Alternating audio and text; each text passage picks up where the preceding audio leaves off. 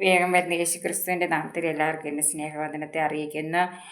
ഞാനിന്ന് പറയാനായിട്ട് ഉദ്ദേശിക്കുന്നത് മർക്കോസിൻ്റെ സുവിശേഷത്തിൽ നിന്നാണ്. മർക്കോസിൻ്റെ സുവിശേഷത്തിൽ നിന്ന് 11 അധ്യായത്തെ ആസ്പദമാക്കി പറയാനായിട്ടാണ് ഞാൻ ആഗ്രഹിക്കുന്നത്.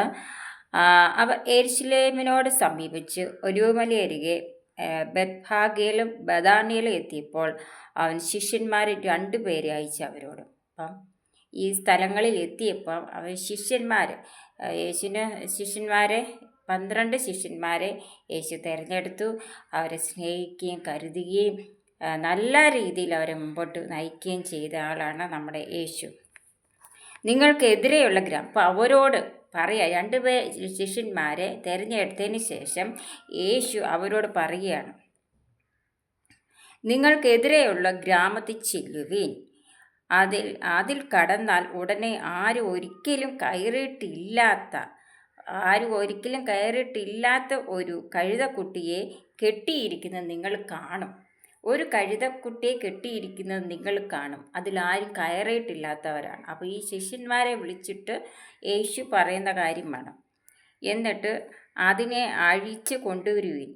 ഇത് ചെയ്യുന്നത് എന്തെന്ന് ആരെങ്കിലും നിങ്ങളോട് ചോദിച്ചാൽ കർത്താവിന് ഇതിനെക്കൊണ്ട് ആവശ്യമുണ്ട്. അപ്പോൾ ഇത് ചെയ്യുന്നത് എന്തിനാണെന്ന് ആരെങ്കിലും ചോദിച്ചാൽ ഞങ്ങൾ യേശു ഇതിനെക്കൊണ്ട് ആവശ്യമുണ്ട് എന്ന് പറയാൻ പറഞ്ഞു.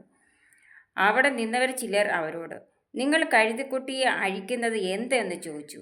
യേശു കൽപ്പിച്ചതുപോലെ അവർ അവരോട് പറഞ്ഞു. അവർ അവരെ വിട്ടയച്ചു. അവർ കഴുതക്കുട്ടിയെ യേശുവിൻ്റെ അടുക്കൽ കൊണ്ടുവന്നു. കഴുതക്കുട്ടിയെ യേശുവിൻ്റെ അടുക്കലേക്ക് കൊണ്ടുവന്നതിന് ശേഷം തങ്ങളുടെ വസ്ത്രം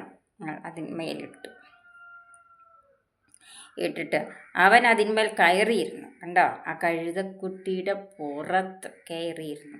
ആര്? യേശു. അനേകർ തങ്ങളുടെ വസ്ത്രം വഴിയിൽ വിരിച്ചു.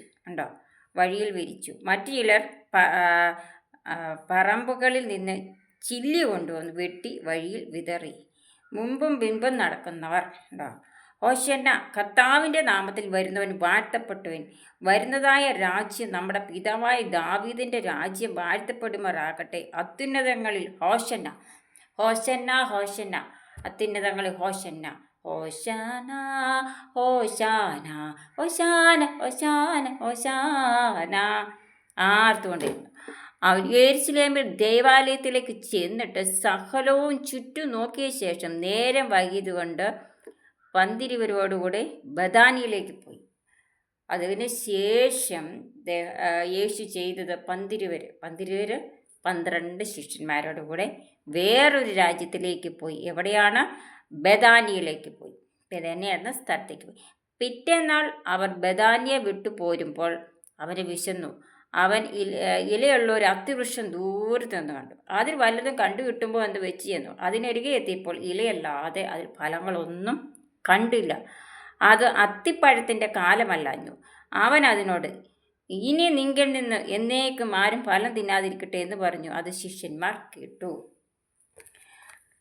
അപ്പം നമ്മളൊരു വൃക്ഷം നട്ടുവെച്ച്, മാവ്, പ്ലാവ് ഇതൊക്കെ നട്ടുവെച്ച് അത് ഫലം കായ്ക്കുമ്പം നമുക്ക് ഭയങ്കര സന്തോഷമാണ്. ഇതിനകത്ത് ഫലം കായ്ച്ചിരും.